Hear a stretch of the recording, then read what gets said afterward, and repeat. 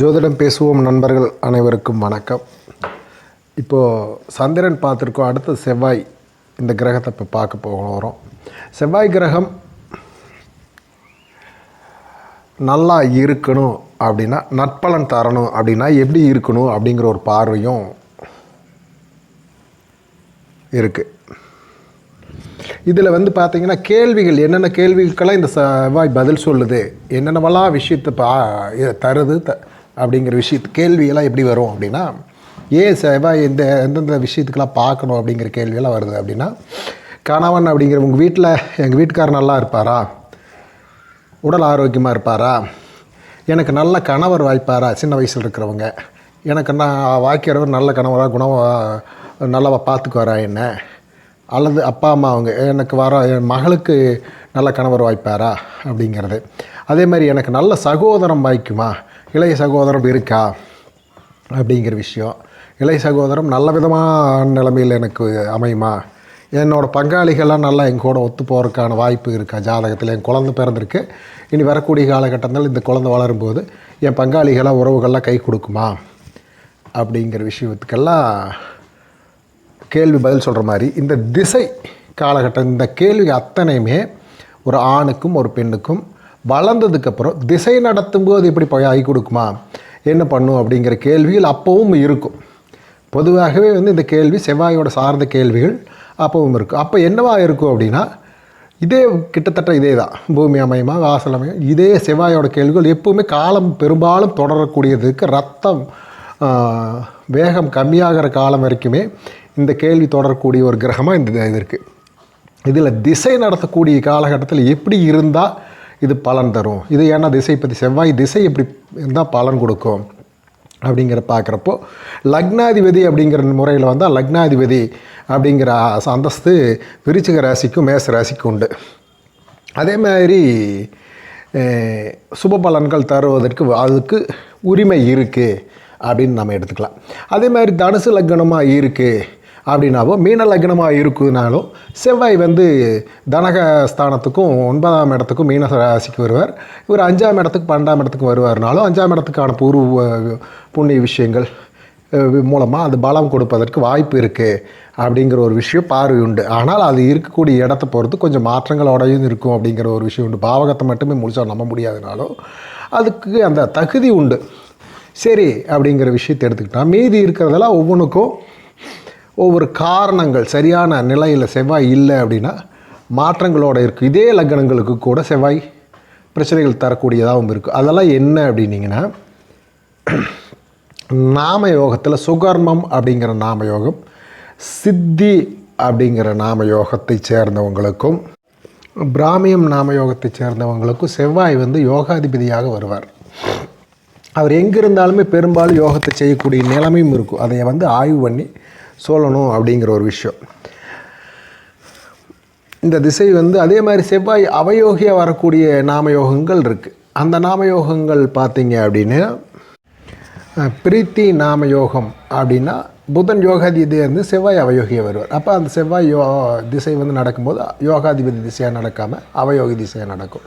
விருத்தி நாமயோகத்துலேயும் அதே மாதிரி செவ்வாய் அவயோகியாக வருவார் அப்படிங்கிற விஷயம். அதே மாதிரி சிவம் நாமயோகத்துக்கும் அவர் செவ்வாய் அவயோகியாக வருவார்.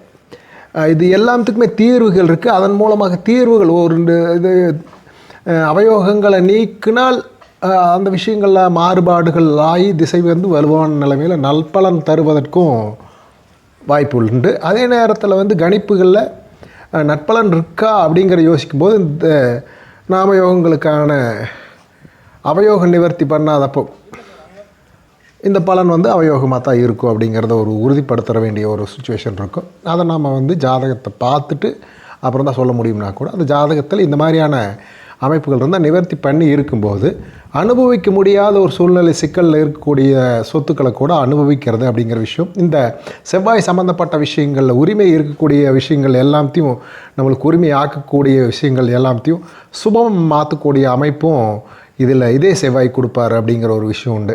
அதே மாதிரி நாமயோகங்களை மாதிரியே கரணத்தில் பவம் கரணம் அவர் யோகாதிபதியாக வரக்கூடிய கரணம். அந்த கரணத்தில் வந்து பார்த்திங்க அப்படின்னா இந்த கரணத்துக்காரங்க கண்டிப்பாக இந்த கரணத்தில் பிறந்திருந்தால் கரணநாதன்கிற முறையில் சிறப்பான பலன் தருவதற்கு அவருக்கு வந்து ரைட்ஸ் இருக்குது. இந்த ஏதுவாக இருக்கும் அந்த மாதிரியான வாய்ப்புகளை அவருக்கு கொடுப்பார் அப்படிங்கிற விஷயம். கரணநாதன் காப்பாற்றுறதுக்கு முயற்சி பண்ணுவார், அவரோட காரகத்துவங்களில் விஷயங்களில் செய்வார் அப்படிங்கிற ஒரு விஷயம். அதே போல் செவ்வாய் வந்து குருவோட வீடுகளில் இருக்கும்போது அல்லது குருவோட சேர்க்கையில் இருக்கும்போது நட்பலன் தருவதற்கு அவர் வந்து சரியான அமைப்பு உண்டு அப்படின்னு நினச்சிக்கலாம். அதே மாதிரி இந்த திசை கஷ்டமாக இருக்குமா அப்படிங்கிற விஷயத்தையும் கணிப்பதற்கு செவ்வாய் திசை வந்து சனியோடு சேர்ந்துருக்கிறது, ராகு பகவானோடு சேர்ந்துருக்கிறதெல்லாம் வந்து கண்டிப்பாக கஷ்டமான செவ்வாய் திசையாக இது கிடக்கும் அப்படிங்கிற விஷயம் உண்டு. அது கொஞ்சம் போராட்டமான திசை அப்படிங்கிற மாதிரி வச்சுக்கலாம். அதே மாதிரி செவ்வாய் நீச்சம் அப்படிங்கிற கடகத்தில் இருக்கும்போது கொஞ்சம் வேகம் கம்மியாக இருக்கலாம். ஆனால் அதே நேரத்தில் வந்து அந்த வீடு கொடுத்த சந்திரன் நல்ல பலமாக இருந்துச்சுன்னா அதில் சாட்சிய நிலைமையிலே கூட சேர்ந்துருக்கிறது அந்த மாதிரி நிலைமை இருந்துச்சுன்னா முற்றிலும் மாறுபட்ட பலன்களை பாசிட்டிவான பலன்களை கொடுக்கறதுக்கும் வாய்ப்புகளாக இருக்கும் அப்படிங்கிற ஒரு விஷயம். அதே மாதிரி அந்த திசையில் வந்து பார்த்திங்க அப்படின்னா சாரங்கள், ராகு சாரம், சனி பகவானோடைய சாரங்கள் அந்த மாதிரியான விஷயங்கள் இல்லாமல் இருக்கிறது அப்படிங்கிறது ஒரு பெரிய நல்ல அமைப்பு. அது வந்து யோகிதை நல்ல விதமாக பலன் தரும் அப்படிங்கிற நம்பிக்கை இதெல்லாம் கொடுக்கக்கூடிய செவ்வாயாக அது மாறிடும், மாறக்கூடிய தன்மையில் இருக்கும்.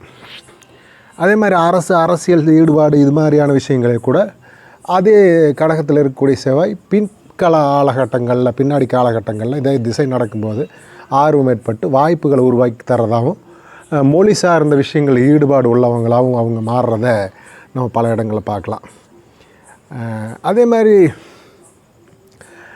செவ்வாய் வந்து சாரம் பெறும்போது புதனுடைய சாரம் அப்படின்னா அதில் கொஞ்சம் மாற்றம் வந்துடும். இந்த மாதிரி கேட்டை நட்சத்திரத்தில் நின்னாலோ ரேவதி நட்சத்திரத்தில் நிற்கும் போதோ கொஞ்சம் மாற்றங்களுக்கு தரக்கூடியதாகவும், பூச நட்சத்திரத்தில் கூட சில நேரங்களில் இருக்கும். ஆனால் அந்த சேர்க்கையினால் பல விஷயங்கள் மாறும்.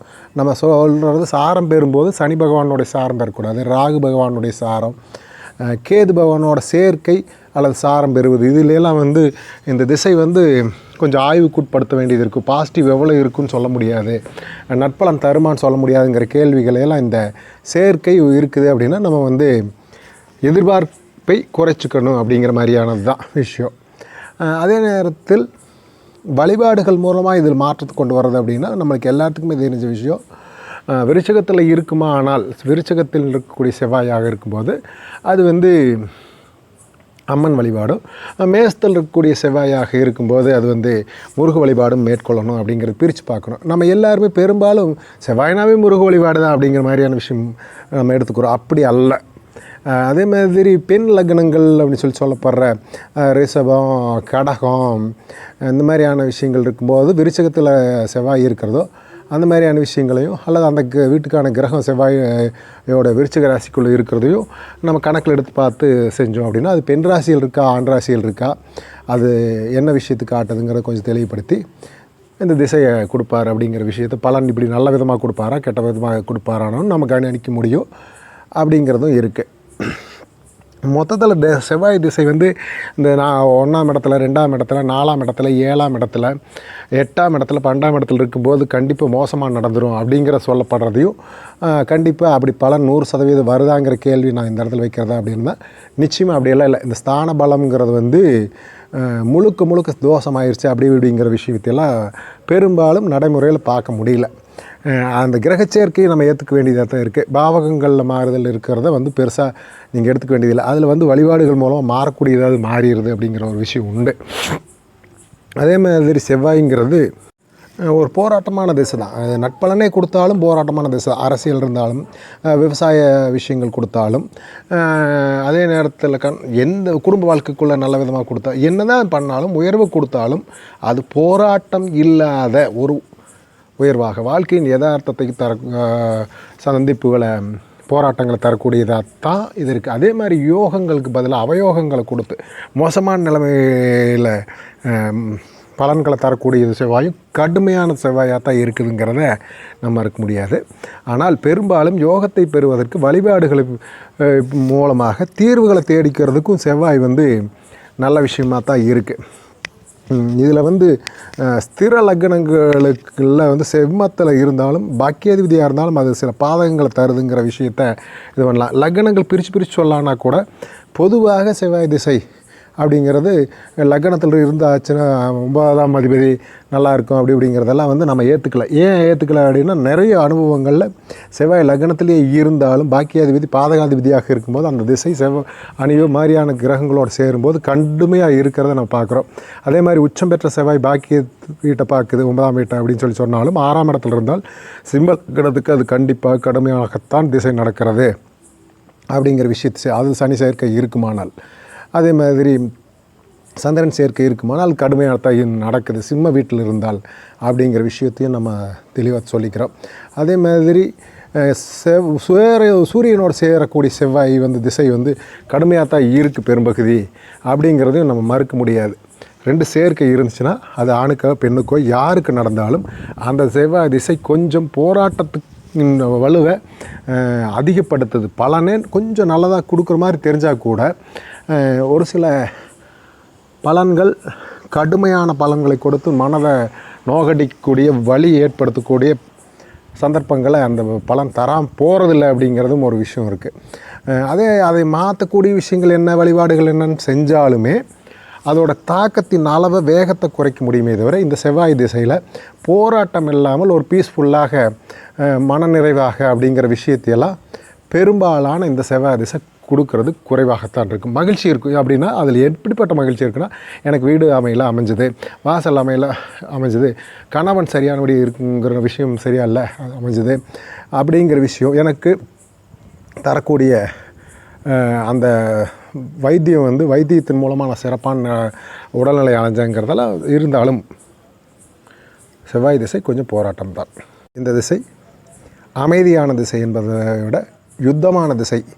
ஆனால் அதே நேரத்தில் நற்பலன்களையும் இதிலிருந்து எடுப்பதற்கான வாய்ப்புகளை ஜாதகம் இடம் தருகிறதா என்பதை தனித்த ஜாதகங்கள் தான் பார்க்க வேண்டும். திசை பொதுவாக இப்படிப்பட்ட விஷயங்களோடு சேர்த்து பார்க்கும்போது நற்பலன் தரக்கூடியதாக அமைப்பை கொண்டு வருவதற்கு இடமுள்ளதாக இந்த செவ்வாய் திசை பல இடங்களில் இருக்கிறது. பலருக்கும் நன்பலன் தர வேண்டும் என்று இறைவன் முருகப்பெருமானை வேண்டிக் கொண்டு எங்கள் குருநாதர் லோகநாத சுவாமி அவர்களின் வேண்டிக் கொண்டு விடைபெறுகிறேன். உங்களுடைய கருத்துக்களை பதிவு செய்யுங்க, சந்தேகங்களை கேளுங்க. நன்றி, வணக்கம்.